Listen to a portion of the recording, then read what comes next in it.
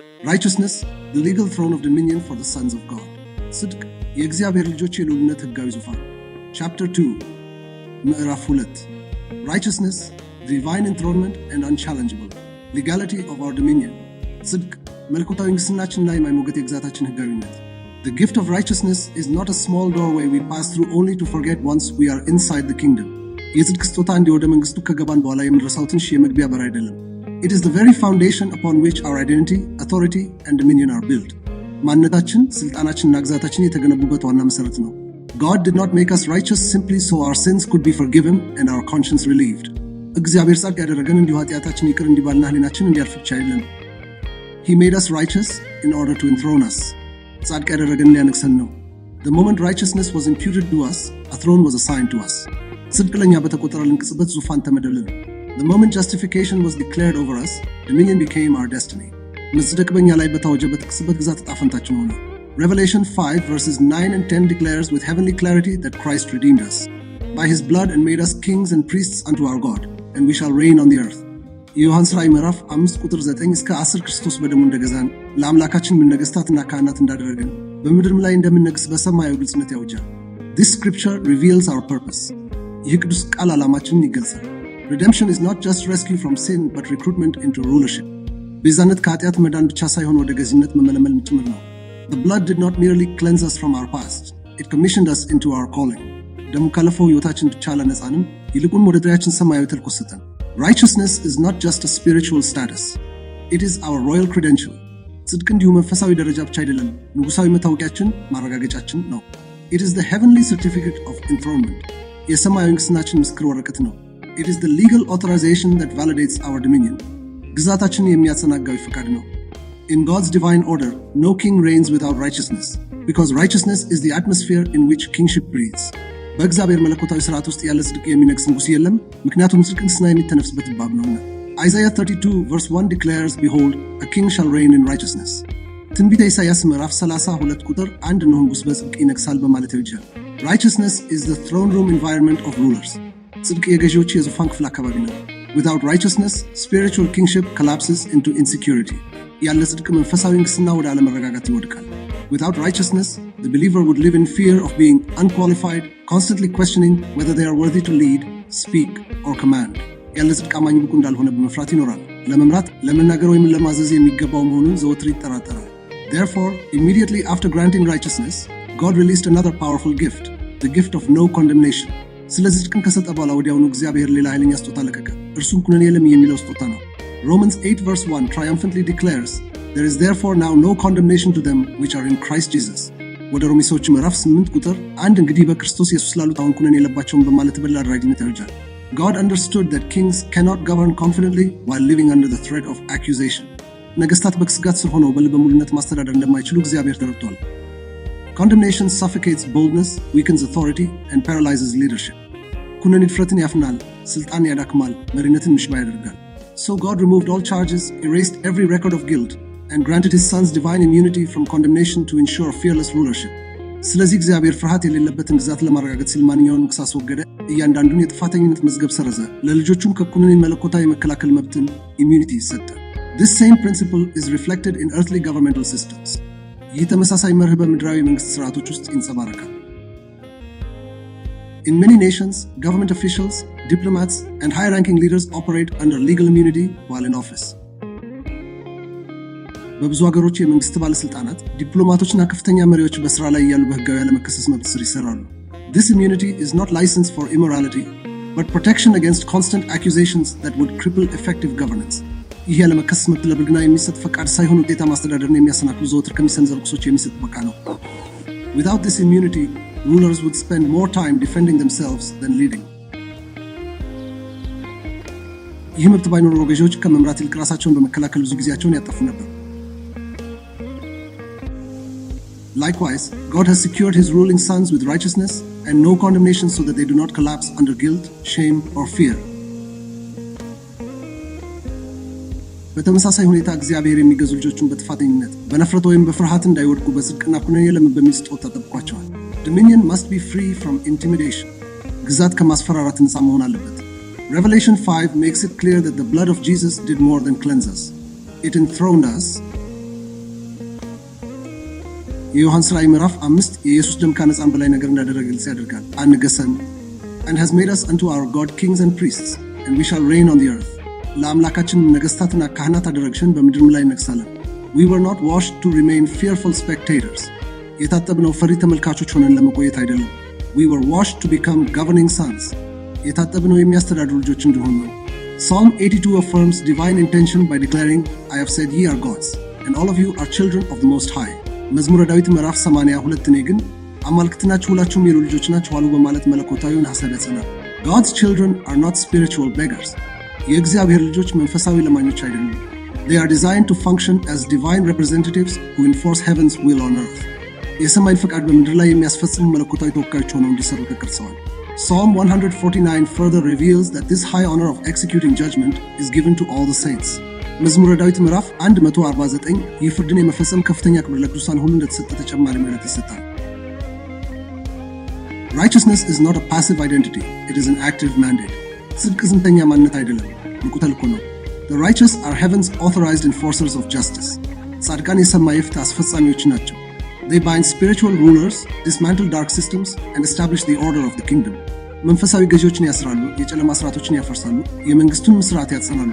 However, no believer can execute judgment with boldness while living under guilt or fear of accusation። ሆኖም ግን የትኛውም አማኝ በጥፋተኝነት ስሜት ወይም በክስፍራት ውስጥ የኖረ ፍርድን በድፍረት ሊፈጽም አይችልም። Authority requires assurance. Dominion requires the certainty of immunity። ስልጣን እርግጠኝነትን ይፈልጋል። ግዛት የመከላከል መብት ኢሚዩኒቲ መኖርን ይጠይቃል።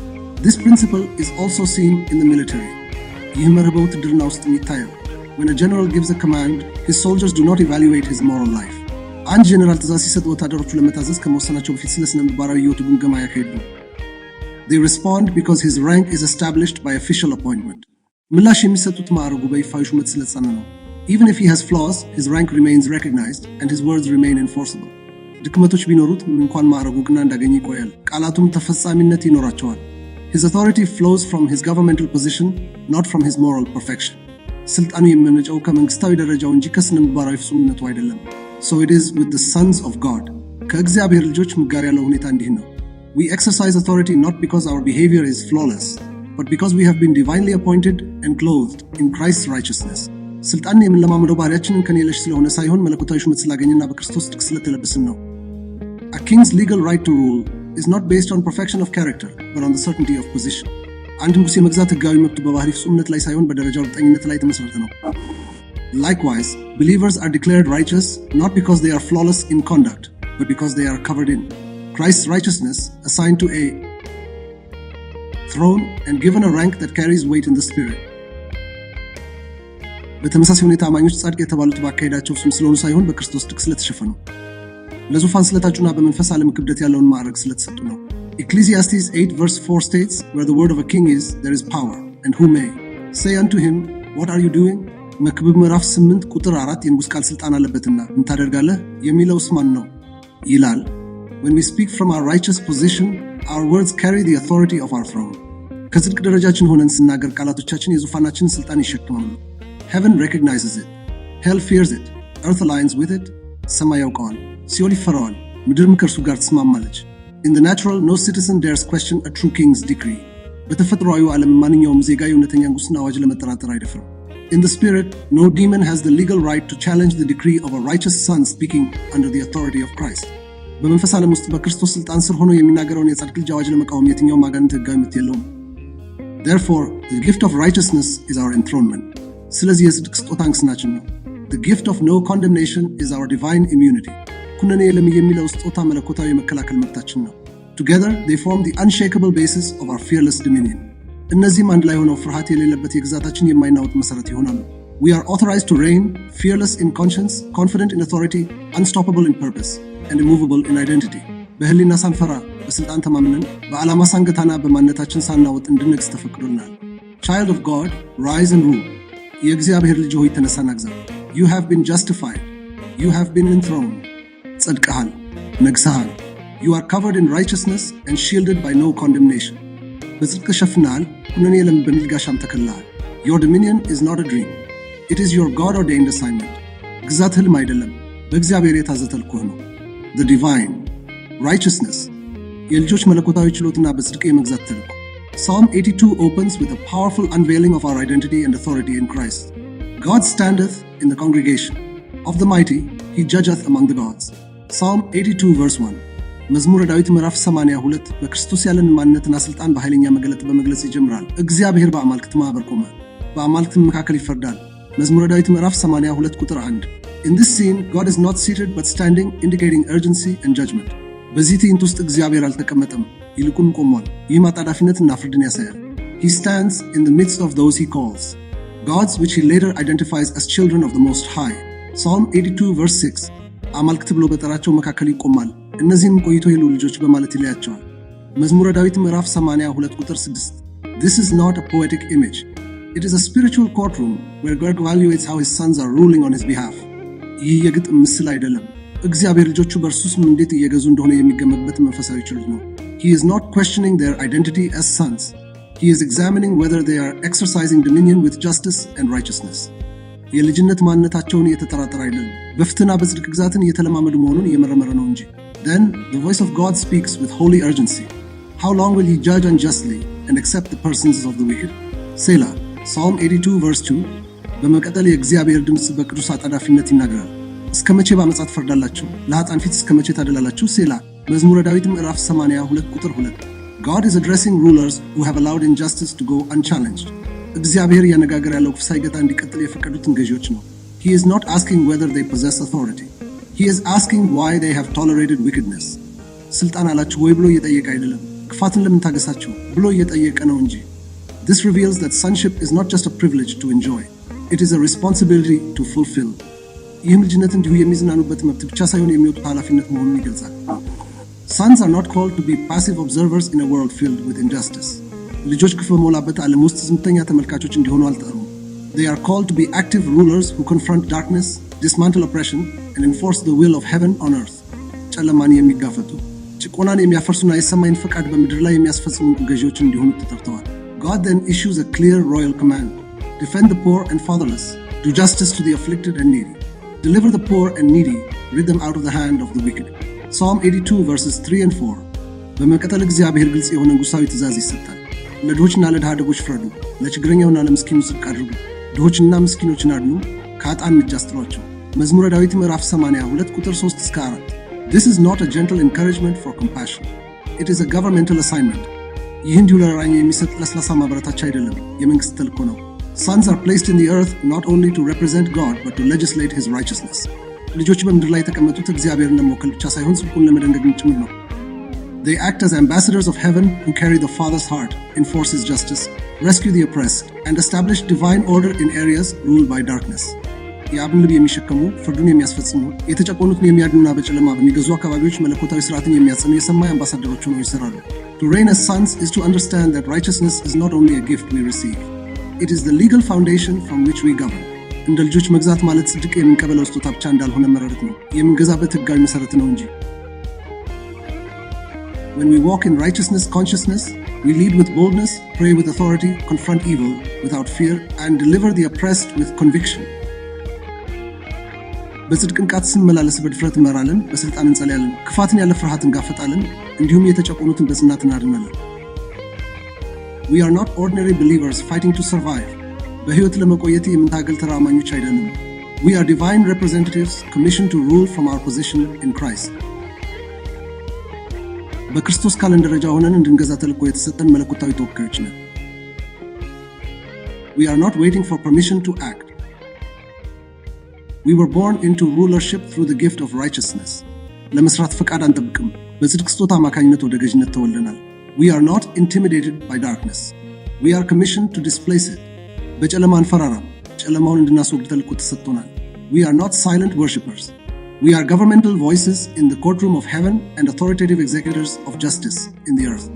ዝምተኛ አምላኪዎች አይደንም፣ በሰማይ ችሎት ውስጥ የመንግስት ድምጾችና በምድር ላይ ባለስልጣን የፍትህ አስፈጻሚዎች ነን። This is the high calling of the sons of God. ይህ የእግዚአብሔር ልጆች ከፍተኛ ጥሪ ነው።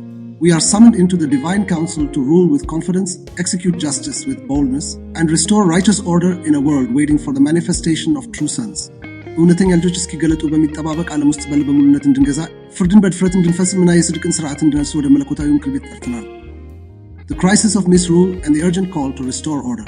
የብልሹ አገዛዝ ቀውስና ስርዓትን ለመመለስ የቀረበ አስቸኳይ ጥሪ። Psalm 82 exposes not only the authority of sons, but also the tragic consequences when they abandon their mandate. They know not, neither will they understand. They walk on in darkness. All the foundations of the earth are out of course. Psalm 82 verse 5 መዝሙረ ዳዊት ምዕራፍ 80 ሁለት የልጆችን ስልጣን ብቻ ሳይሆን ተልኳቸውን ሲተው የሚመጣውን አሳዛኝ ውጤት ያገልጣል። አያውቁም፣ አያስተውሉም። በጨለማ ውስጥ ይመላለሳሉ፣ የምድር መሰረቶች ሁሉ ተናወጡ። መዝሙረ ዳዊት ምዕራፍ 82 ቁጥር። This scripture describes rulers who have lost spiritual perception. ይህ ቅዱስ ቃል መንፈሳዊ ማስተዋል ያጡ ገዢዎችን ይገልጻል። It is not that they were never called, but that they ceased to rule from their position in righteousness. ፈጽሞ አልተጠሩም ማለት ሳይሆን በጽድቅ ካላቸው ደረጃ መግዛታቸውን አቁመዋል ማለት ነው። They no longer see clearly, they no longer discern accurately, and they no longer govern with divine wisdom. ከእንግዲህ በግልጽ አያዩም፣ በትክክል አይለዩም፣ እንዲሁም በመለኮታዊ ጥበብ አይገዙም። As a result, they stumble in darkness, unaware of their identity and blind to their purpose. በዚህ ምክንያት ማንነታቸውን ሳያውቁና ዓላማቸውን ተውሮባቸው በጨለማ ውስጥ ይሰናከላሉ። When spiritual rulers neglect their calling, the consequences are catastrophic. መንፈሳዊ ገዢዎች ጥሪያቸውን ቸል ሲሉ ውጤቱ አስከፊ ነው። The verse declares that all the foundations of the earth are out of course. ቁጥሩ የምድር መሰረቶች ሁሉ እንደተናወጡ ያውጃል። This speaks of societal collapse, moral decay, confusion in leadership, and the breakdown of justice. ይህም የማህበረሰብ መፈራረስን፣ የስነ ምግባር መበላሸትን፣ የመሪነት መደናገርና የፍትህ መጓደልን ያሳያል። Culture begins to fall apart, families lose direction, nations drift from truth, and wicked systems gain influence. ባህል መፈራረስ ይጀምራል፣ ቤተሰቦች አቅጣጫ ያጣሉ፣ ህዝቦች ከእውነት ይርቃሉ፣ እንዲሁም ክፉ ስርዓቶች ተጽዕኖአቸውን ያሰፋሉ። This is not because darkness has increased in strength, but because righteous sons have decreased in engagement. ይህ የሆነው የጨለማ ኃይል ስለበረታ ሳይሆን ጻድቃን ልጆች ያላቸው ተሳትፎ በመቀነሱ ነው። The earth was never designed to be stabilized by human systems alone. ምድር በሰብአዊ ስርዓቶች ብቻ እንድትረጋ ተደርጋ አልተፈጠረችም። It was created to be governed by sons who operate in righteousness and spiritual authority. ምድር የተፈጠረችው በጽድቅና በመንፈሳዊ ስልጣን በሚንቀሳቀሱ ልጆች እንድትተዳደር ነው። When they forget their identity, creation groans under misrule. እነርሱ ማንነታቸውን ሲረሱ ፍጥረት በብልሹ አገዛዝ ስር ይቀጣል። When they remain silent, oppression multiplies. እነርሱ ዝም ሲሉ ጭቆና ይበዛል። When they retreat in fear, injustice prevails. እነርሱ በፍርሃት ወደ ኋላ ሲያፈገፍጉ ግፍ ይነግሳል። The instability of the world is a reflection of the inactivity of the sons of God. የዓለም አለመረጋጋት የእግዚአብሔር ልጆች አለመንቀሳቀስ ነጸብራቅ ነው። The revelation is clear. መገለጡ ግልጽ ነው። The world does not crumble because darkness is mighty, but because righteous sons are silent. ዓለም የምትፈራርሰው ጨለማ ኃይለኛ ስለሆነ ሳይሆን ጻድቃን ልጆች ዝም ስላሉ ነው። The root problem is not political confusion but spiritual abdication. ስር የሰደደው ችግር የፖለቲካ መደናገር ሳይሆን መንፈሳዊ ኃላፊነትን መተው ነው። The true solution to societal chaos is not found in human reform but in sons rising in divine authority, restored in righteousness, and ruling by the wisdom of God. ለማህበራዊ ቀውስ እውነተኛው መፍትሄ በሰው ልጅ የተሃድሶ ጥረት ሳይሆን ልጆች በመለኮታዊ ስልጣን ሲነሱ፣ በጽድቅ ሲመለሱና በእግዚአብሔር ጥበብ ሲገዙ የሚገኘው sons as God's divine identity, delegated authority, and sacred responsibility. ልጆች እንደ አማልክት መለኮታዊ ማንነት፣ ውክልና ያለው ስልጣንና የተቀደሰ ኃላፊነት። Psalm 82 now reaches its defining declaration of identity. I have said ye are gods, and all of you are children of the Most High. Psalm 82 verse 6. መዝሙረ ዳዊት ምዕራፍ 80 ሁለት አሁን የማንነት መገለጫ ወደሆነው ዋና አዋጅ ይደርሳል። እኔ ግን አማልክት ናችሁ፣ ሁላችሁም የልዑል ልጆች ናችሁ አሉ። መዝሙረ ዳዊት ምዕራፍ 80 2 ቁጥር 6. God is not assigning deity to humanity in essence. እግዚአብሔር በባህሪ አምላክነትን ለሰው ልጅ እየሰጠ አይደለም። He is affirming that his children are appointed as his authorized agents on the earth. ይልቁን ልጆቹ በምድር ላይ የእርሱ ባለሙሉ ስልጣን ወኪሎች ሆነው መሾማቸውን እያረጋገጠ ነው። To be a child of the Most High is to be entrusted with divine responsibility, empowered by the gift of righteousness, and strategically positioned to enforce the will of heaven over the affairs of earth. የልዑል ልጅ መሆን ማለት መለኮታዊ ኃላፊነት ባደራ መስጠት፣ በጽድቅ ስጦታ መበርታት፣ እንዲሁም በምድር ጉዳዮች ላይ የሰማይን ፈቃድ ለማስፈጸም ስትራቴጂያዊ በሆነ ስፍራ መቀመጥ ማለት ነው። This is not casual terminology. It is governmental terminology. ይህ እንዲሁ ተራ የቃላት አጠቃቀም አይደለም፣ የመንግስት ቋንቋ ነው። It is kingly terminology. It is the language of dominion. ንጉሳዊ አነጋገር ነው፣ የግዛት ቋንቋ ነው። God is not lifting believers into pride. He is awakening them to purpose. እግዚአብሔር አማኞችን ወደ ትዕቢት እያወጣቸው አይደለም፣ ወደ ዓላማቸው እያነቃቸው ነው እንጂ። Sonship is not merely a relational identity. It is a ruling identity. ልጅነት እንዲሁ የዝምድና ማንነት ብቻ አይደለም፣ የገዥነት ማንነት ነው። Sons do not exist only to be loved. They exist to represent the Father's authority. ልጆች የሚኖሩት ለመውደድ ብቻ አይደለም፣ የአብን ስልጣን ለመወከልም ጭምር ነው። They are carriers of God's legislative voice, vessels of His justice, and executors of His spiritual rulership. የእግዚአብሔር የሕግ ድምፅ ተሸካሚዎች፣ የፍርዱ መያዣዎችና የመንፈሳዊ ግዛቱ አስፈጻሚዎች ናቸው። However, the passage immediately follows with a sobering warning. But ye, ሆኖም ግን ክፍሉ ወዲያውኑ በሚያስደነግጥ ማስጠንቀቂያ ይቀጥላል። ነገር ግን እንደ ሰው ትሞታላችሁ፣ ከአለቆችም እንደ አንዱ ትወድቃላችሁ። መዝሙረ ዳዊት ምዕራፍ 82 ቁጥር 7 If sons refuse their divine mandate and choose to live as ordinary men, they will fall like natural princes who rely on human systems rather than divine authority.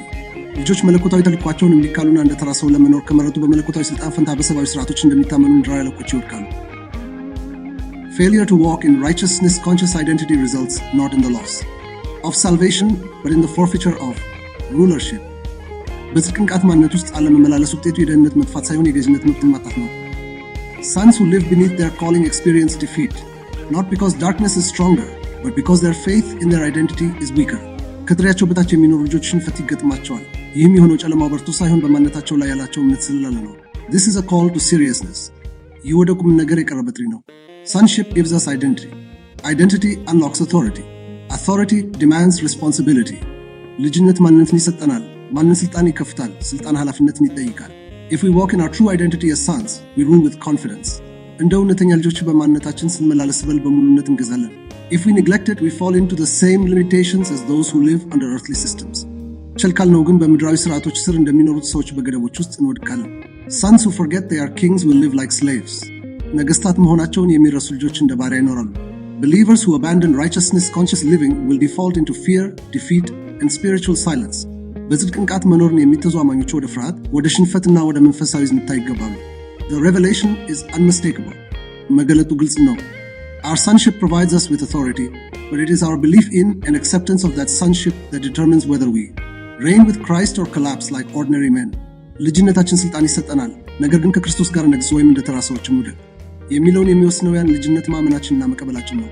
The prophetic cry for kingship to awaken in the earth. የንግስና ስልጣን በምድር ላይ እንዲነቃ የቀረበት ትንቢታዊ ጩኸት። Psalm 82 concludes with a prophetic declaration that shifts from rebuke to activation. Arise, O God, judge the earth, for thou shalt inherit all nations. Psalm 82 verse 8. መዝሙረ ዳዊት ምዕራፍ 82 ከተግሳጽ ወደ መንቀሳቀስ የሚሸጋገር ትንቢታዊ አዋጅ ይጠናቀቃል። አምላክ ሆይ ተነስ፣ በምድር ላይ ፍረድ፣ አንተ አሕዛብን ሁሉ ትወርሳለህና። መዝሙረ ዳዊት ምዕራፍ 82 ቁጥር 8። This cry is both a messianic prophecy and a present-day summons. ይህ ጩኸት መሲሐዊ ትንቢትም ሆነ የአሁኑ ዘመን ጥሪ ነው። It first points to Christ, the righteous judge who rose in victory through his death and resurrection.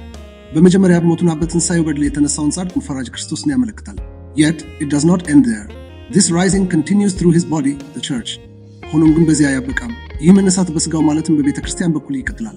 Christ now rises in the earth through his sons who have embraced their identity, authority, and responsibility. ክርስቶስ አሁን በምድር ላይ የሚነሳው ማንነታቸውን፣ ስልጣናቸውንና ኃላፊነታቸውን በተቀበሉ ልጆቹ አማካኝነት ነው። When the psalm says, "Arise, O God," it is a call for the manifestation of divine rulership through the people who carry his spirit. መዝሙሩ አምላክ ሆይ ተነስ ሲል እርሱም መንፈስ በተሸከሙ ሰዎች በኩል መለኮታዊ አገዛዝ እንዲገለጥ የቀረበ ጥሪ ነው። God arises when his sons rise in authority. ልጆቹ በስልጣን ሲነሱ እግዚአብሔር ይነሳል። God judges the earth when his people decree his word and execute his justice. ሕዝቡ ቃሉን ሲያውጁና ፍርዱን ሲፈጽሙ እግዚአብሔር በምድር ላይ ይፈርዳል።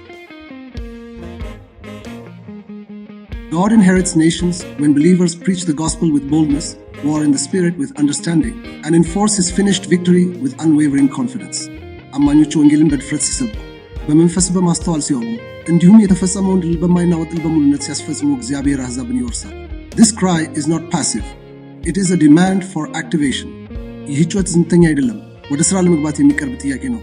It calls sons out of silence, rulers out of dormancy, and kings out of fear. ልጆችን ከዝምታ፣ ገዢዎችን ከእንቅልፍ፣ ነገሥታትን ከፍርሃት ያወጣቸዋል። When the righteous speak under the lordship of Christ, heaven's government is released in the earth. ጻድቃን በክርስቶስ ጌትነት ስር ሆነው ሲናገሩ የሰማይ መንግሥት በምድር ላይ ይለቀቃል። When sons rule from the revelation of righteousness, darkness loses legal ground. ልጆች ከጽድቅ መገለጥ ሆነው ሲገዙ ጨለማ ሕጋዊ መቆሚያውን ያጣል። When kings stand in their divine authority, God is rising through them to reclaim territories and nations for his inheritance. ነገሥታት መለኮታዊ ሥልጣናቸው ሲቆሙ እግዚአብሔር ግዛቶችንና አሕዛብን እርሱ መልሶ ለመረከብ በእነርሱ በኩል ይነሳል። The revelation is clear. መገለጡ ግልጽ ነው። When kings speak and act under the lordship of Christ, God is rising them to judge the earth and lay claim to nations.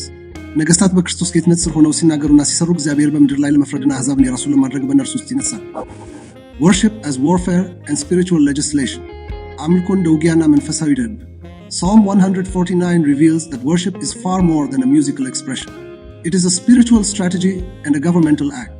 መዝሙረ ዳዊት ምዕራፍ 149 አምልኮ ከሙዚቃ መግለጫነት እጅግ የላቀ መሆኑን ይገልጻል። እርሱ መንፈሳዊ ስልትና የመንግስት ሥራ ነው። Let the high praises of God be in their mouth and a two-edged sword in their hand. Psalm 149 verse 6.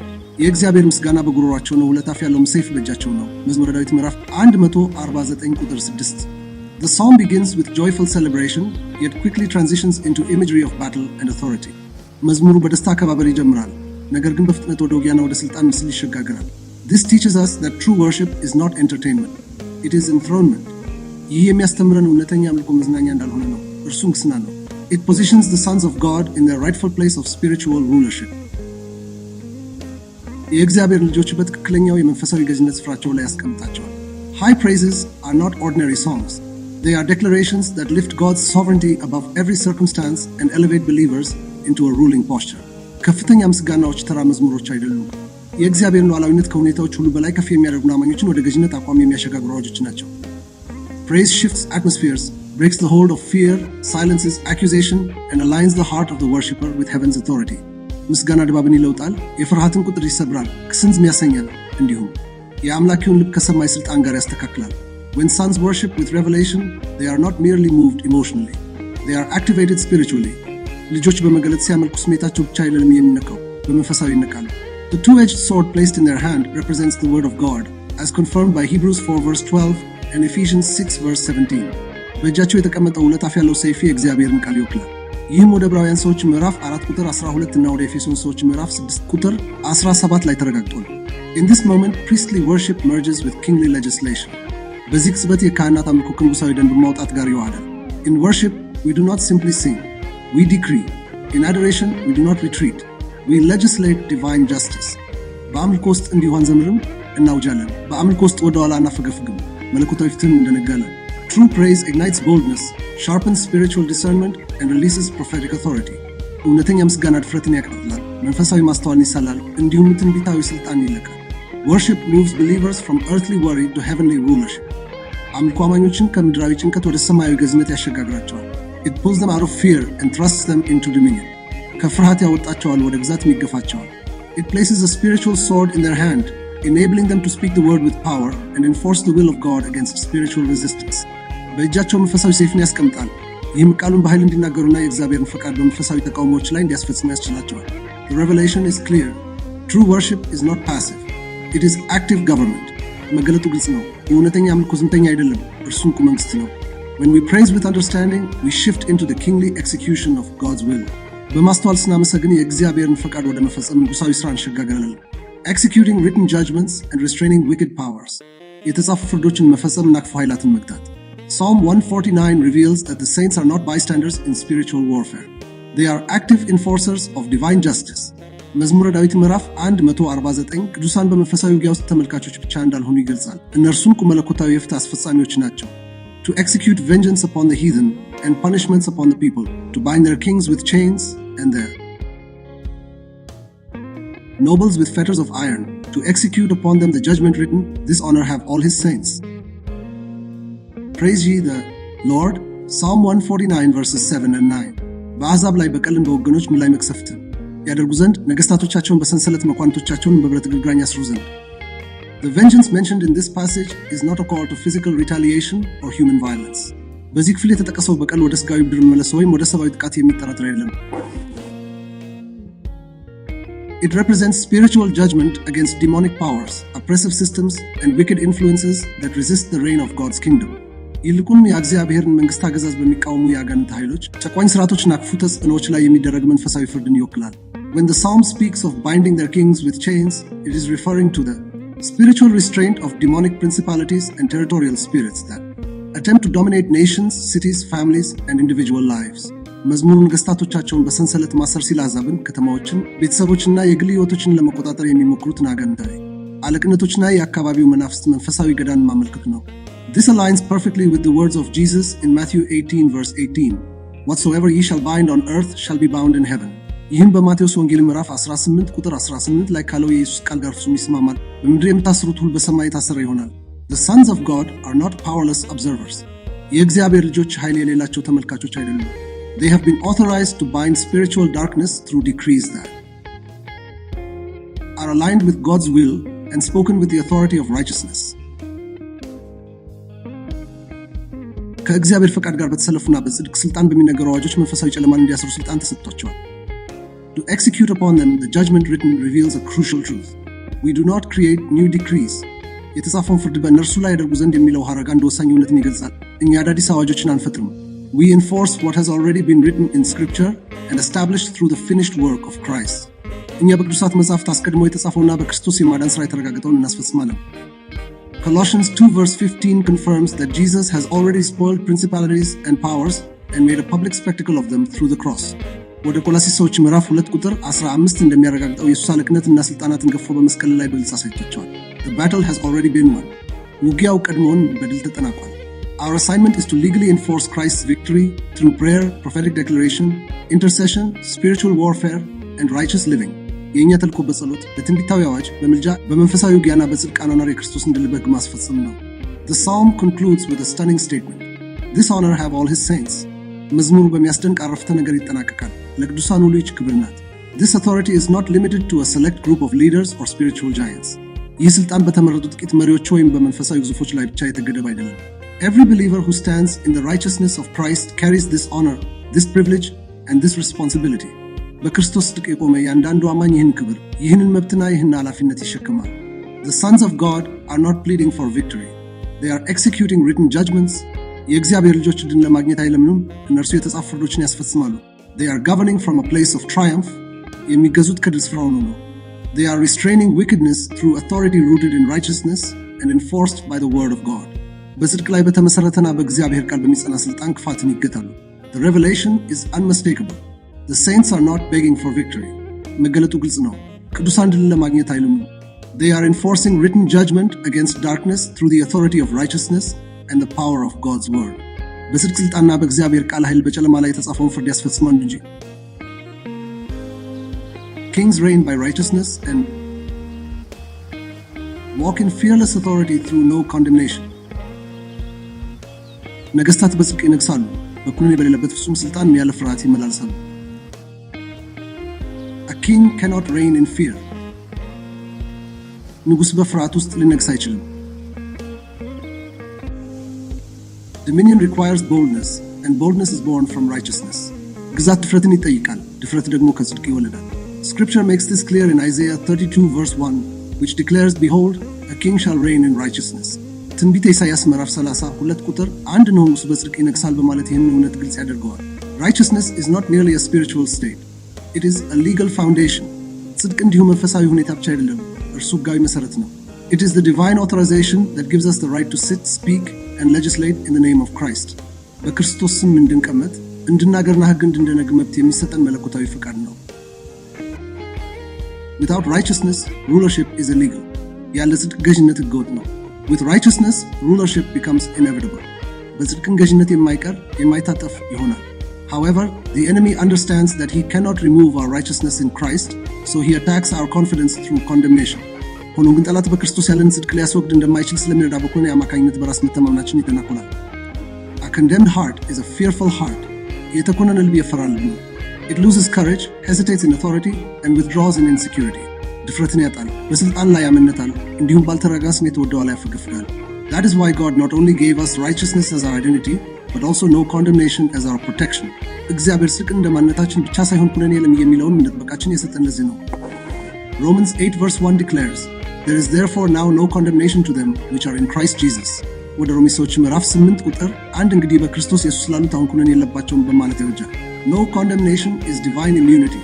ኩነኔ የለም ማለት መለኮታዊ ያለመከሰስ መብት immunity ነው።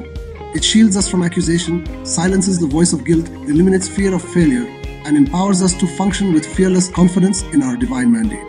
እርሱ ከክስ ይጋርደናል፣ የጥፋተኝነትን ድምፅ ዝም ያሰኛል፣ የውድቀትን ፍርሃት ያስወግዳል፣ እንዲሁም በመለኮታዊ ተልኳችን ውስጥ ያለ ፍርሃት በልበ ሙሉነት እንድንሰራ ኃይል ይሰጠናል። A king who knows he is righteous rules without apology. ጻድቅ መሆኑን የሚያውቅ ንጉሥ ያለ ይቅርታ መጠየቅ ይገዛል። A king who walks free from condemnation commands with boldness. ከኩነኔ ነፃ ሆኖ የሚመላለስ ንጉሥ በድፍረት ያዛል። When righteousness establishes our right to reign and no condemnation secures our freedom from fear, we rise as unstoppable rulers in Christ. ጽድቅ የመንግሥት መብታችን ሲያጸናና ኩነኔ ያለመኖር ከፍርሃት ነፃነታችን ሲያረጋግጥ በክርስቶስ የማይገቱ ገዢዎች ሆነን እንነሳለን። The revelation is clear. Righteousness gives us the right to reign. መገለጡ ግልጽ ነው። ጽድቅ የመንግሥት መብትን ይሰጠናል። No condemnation gives us the confidence to reign without fear or hesitation. ኩነኔ ያለመኖር ደግሞ ያለ ፍርሃትና ያለ ማመንታት እንድንነግሥል በሙሉነትን ይሰጠናል። Priestly compassion and kingly justice in divine partnership. የካህን ርኅራኄና የንጉሥ ፍትሕ በመለኮታዊ አርነት። Revelation 5 verses 9 and 10 reveals a profound truth about our identity in Christ. It declares that He has made us kings and priests unto our God. የዮሐንስ ራእይ ምዕራፍ 5 ቁጥር 9 እስከ 10 በክርስቶስ ላለን ማንነት ጥልቅ እውነትን ይገልጻል። ለአምላካችን ነገሥታትና ካህናት እንዳደረገን ያውጃል። This means that our spiritual authority flows from a dual identity. ይህ ማለት መንፈሳዊ ስልጣናችን የሚመነጨው ከሁለትዮሽ ማንነት ነው ማለት ነው። As priests, we stand before God on behalf of people, carrying their burdens and interceding with compassion. እንደ ካህናት የሰዎችን ሸክም ተሸክመና በራራኝ የማለን በሰዎች ምትክ በእግዚአብሔር ፊት እንቆማለን። As kings, we stand before people on behalf of God, carrying decrees from heaven and exercising spiritual authority over darkness. እንደ ነገሥታት ከሰማይ የመጡ አዋጆችን በመያዝ በጨለማ ላይ መንፈሳዊ ስልጣን እየተለማመድን በእግዚአብሔር ምትክ በሰዎች ፊት እንቆማለን። Priests intercede with tears. Kings legislate with authority. ካህናት በእንባ ይማልዳሉ፣ ነገሥታት በስልጣን ይደነጋሉ። Priests draw near to God with compassion. Kings speak on behalf of God with conviction. ካህናት በርኅራኄ ወደ እግዚአብሔር ይቀርባሉ፣ ነገሥታት በጽናት በእግዚአብሔር ስም ይናገራሉ። True spiritual governance does not come from authority alone or compassion alone. እውነተኛ መንፈሳዊ አስተዳደር ከስልጣን ብቻ ወይም ከርኅራኄ ብቻ የሚመጣ አይደለም። It emerges from the divine harmony between mercy and justice. ከምሕረትና ከፍት መለኮታዊ ስምምነት የሚወጣ ነው። Without priestly love, kingly rulership becomes harsh and disconnected. ያለ ካህናታዊ ፍቅር ንጉሣዊ አገዛዝ ጨካኝና ግንኙነት የሌለው ይሆናል። Without kingly authority, priestly compassion becomes powerless and ineffective. ያለ ንጉሣዊ ስልጣን ካህናታዊ ርኅራኄ ኃይል የሌለውና ውጤታማ ያልሆነ ይሆናል። Psalm 82 calls us to defend the poor and fatherless, exemplifying the priestly heart of compassion. መዝሙረ ዳዊት ምዕራፍ 82 ለድሆችና ለዳደጎች እንድንቆም ይጠራናል። ይህም የካህናታዊ ርኅራኄ ምሳሌ ነው። Psalm 149 calls us to bind the kings of darkness, unveiling the kingly role of judgment and dominion. መዝሙረ ዳዊት ምዕራፍ 149 የጨለማን ነገሥታት እንድናስር ይጠራናል። ይህም የንጉሣዊ ፍርድና የግዛት ድርሻን ይገልጻል። Together, these psalms reveal that the sons of God are designed to bring healing. እነዚህ መዝሙሮች በአንድነት የእግዚአብሔር ልጆች ለተሰበሩት ፈውስን፣ ለጨቋኙ ደግሞ ፍርድን ለማምጣት እንደተቀረጹ ይገልጻሉ። We are not called to choose between love and authority. We are called to embody both. በፍቅርና በስልጣን መካከል እንድንመርጥ አልተጠራንም፣ ሁለቱንም እንድንላበስ ተጠርተናል እንጂ። Jesus himself demonstrated this perfect balance in Luke 4 verses 18 and 19. ኢየሱስ ራሱ በሉቃስ ወንጌል ምዕራፍ 4 ቁጥር 18 እስከ 19 ይህን ፍጹም ሚዛን አሳይቷል። He declared, "The Spirit of the Lord is upon me, because He hath anointed me to preach the gospel to the poor, to heal the brokenhearted, to preach deliverance to the captives, to set at liberty them that are bruised, to preach the acceptable year of the Lord."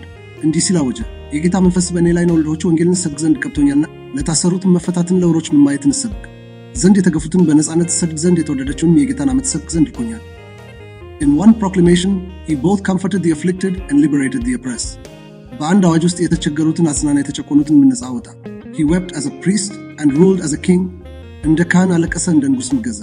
The revelation is unmistakable. Effective ruling sons operate in both mercy and justice. They love deeply and rule boldly. መገለጡ ግልጽ ነው። ውጤታማ ገዥ ልጆች በምህረትና በፍትህ ይንቀሳቀሳሉ፣ በጥልቀት ይወዳሉ፣ በድፍረትም ይገዛሉ። The practical expression of reigning on earth. በምድር ላይ የመንግስት ተግባራዊ መግለጫ። Reigning as sons of God is not a mystical concept or poetic symbolism. እንደ እግዚአብሔር ልጆች መንግስት ምስጢራዊ ጽንሰ ሐሳብ ወይም ግጥማዊ ምሳሌ አይደለም። It is a present and practical assignment with tangible impact on the earth. በምድር ላይ የሚጨበጥ ተጽዕኖ ያለው የአሁኑ ዘመን ተግባራዊ ተልእኮ ነው። Our dominion is not abstract. ግዛታችን ረቂቅ ምናባዊ አይደለም። It is visible, measurable, transformational, and rooted in righteousness, compassion, and spiritual authority. እርሱ የሚታይ የሚለካ ለውጥ የሚያመጣ እንዲሁም በጽድቅ በርኅራኄና በመንፈሳዊ ስልጣን ላይ የተመሰረተ ነው። To reign on earth means we actively defend the poor, the fatherless, and the oppressed, as declared in Psalm 82 verse 3. በምድር ላይ መንገስ ማለት በመዝሙረ ዳዊት ምዕራፍ 82 ቁጥር 3 ላይ እንደተገለጸው ለድሃ አደጎችና ለተገፉት በንቃት መቆም ማለት ነው። It means we speak truth in love even when society resists it. ማህበረሰቡ ባይቀበለውም እንኳን እውነትን በፍቅር መናገር ማለት ነው። It means we confront systems of injustice with the superior righteousness of the kingdom. የግፍ ስርዓቶችን በመንግስቱ የላቀ ጽድቅ መጋፈጥ ማለት ነው። It means we heal the broken-hearted through the power of the gospel. በወንጌል ኃይል ልባቸው የተሰበረውን መፈወስ ማለት ነው። It means we cast out unclean spirits, break demonic oppression, and dismantle fear with spiritual authority. ርኩሳን መናፍስትን ማስወጣት፣ የአጋንንትን ጭቆና መስበር እንዲሁም ፍርሃትን በመንፈሳዊ ስልጣን ማፍረስ ማለት ነው። It means we decree the word of God over situations until his will becomes established on earth as it is in heaven. ፈቃዱ በሰማይ እንደሆነ እንዲሁ በምድር ላይ እስኪጸና ድረስ በእያንዳንዱ ሁኔታ ላይ የእግዚአብሔርን ቃል ማወጅ ማለት ነው። To reign is to build families, churches, businesses, and communities that reflect the righteousness, peace, and joy of the kingdom of God in alignment with Romans 14 verse 17. መንገስ ማለት ወደ ሮሜ ሰዎች ምዕራፍ 14 ቁጥር 17 ጋር በመስማማት የእግዚአብሔርን መንግስት ሰላምና ደስታ የሚያንጸባርቁ ቤተሰቦችን፣ አብያተ ክርስቲያናትን፣ ንግዶችንና ማህበረሰቦችን መገንባት ማለት ነው። It means we step into environments not as thermometers that merely reflect the atmosphere, but as thermostats that shift culture into divine alignment.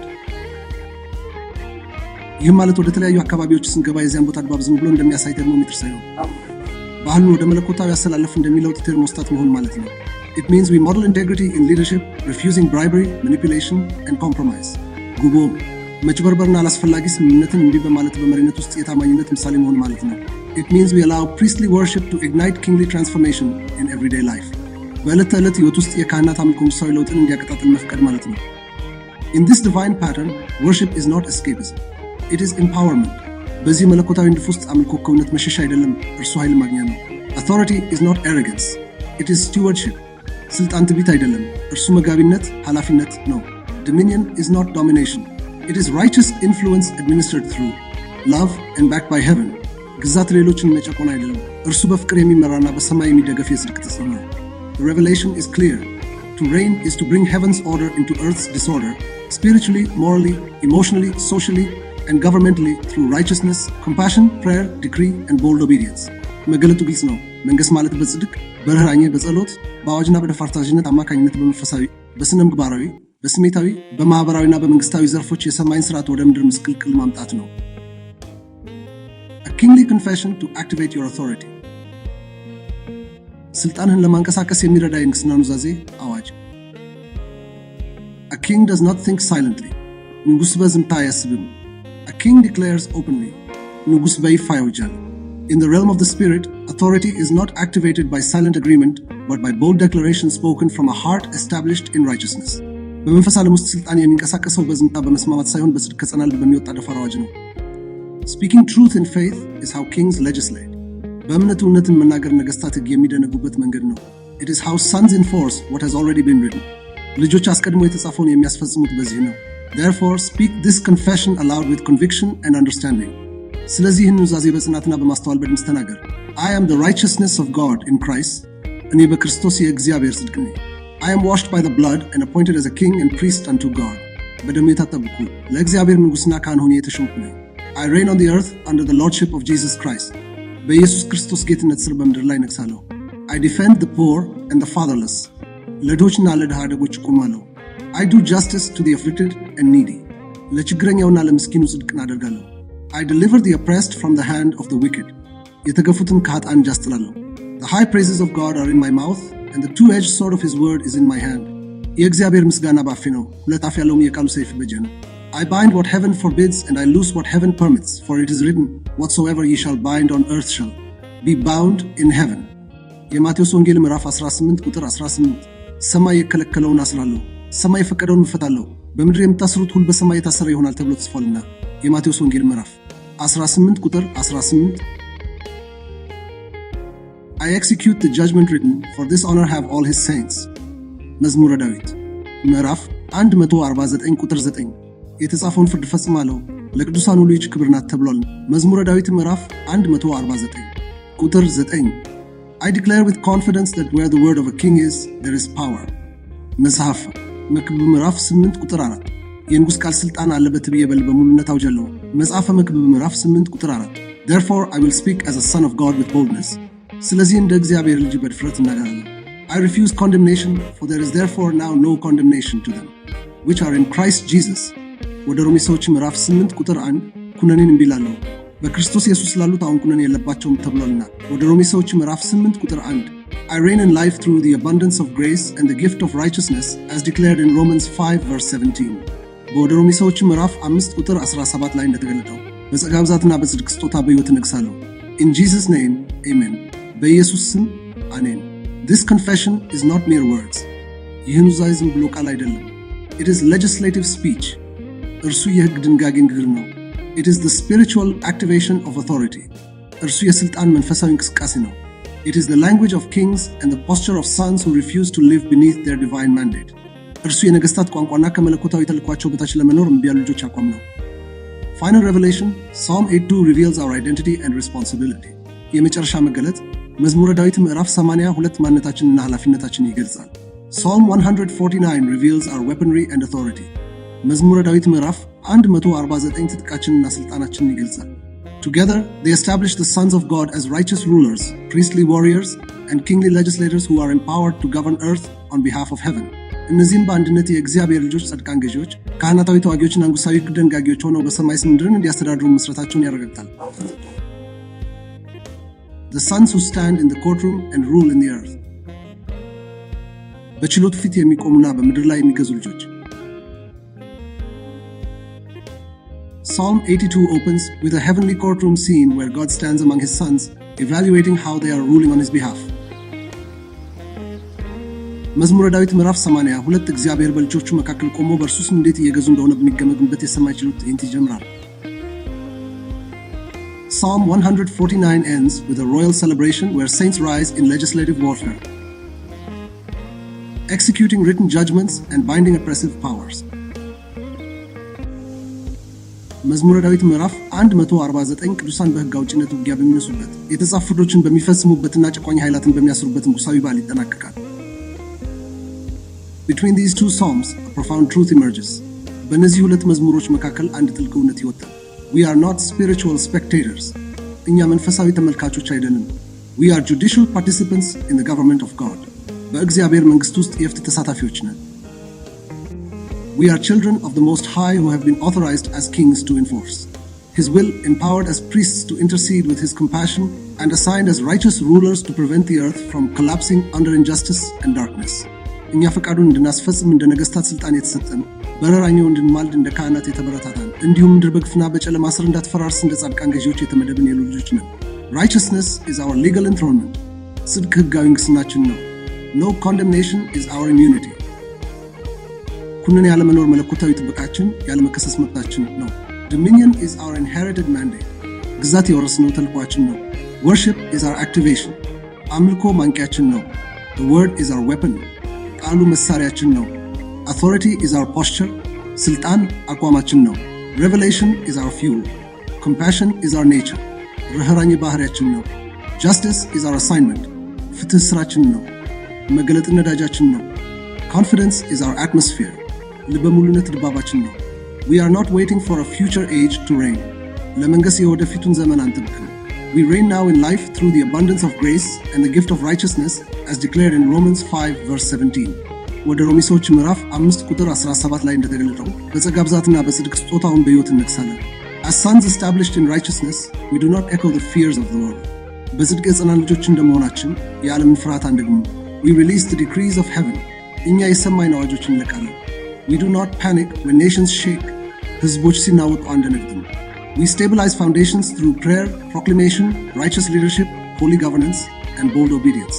በጸሎት፣ በአዋጅ፣ በጽድቅ መሪነት፣ በቅዱስ አስተዳደርና በደፋር ታዛዥነት መሠረቶችን እናደርጋለን። The earth may shake, but the righteous shall not be moved. ምድር ልትናወጥ ትችላለች፣ ጻድቅ ግን አይናወጥም። Systems may fail, but the sons shall rebuild. ስርዓቶች ሊከሽፉ ይችላሉ፣ ልጆች ግን መልሰው ይገነባሉ። Oppression may rise, but kings walking in righteousness will cast it down. ጭቆና ሊነሳ ይችላል፣ በጽድቅ የሚመላለሱ ነገሥታት ግን ጥለውታል። Darkness may speak loudly, but sons decree light with greater authority.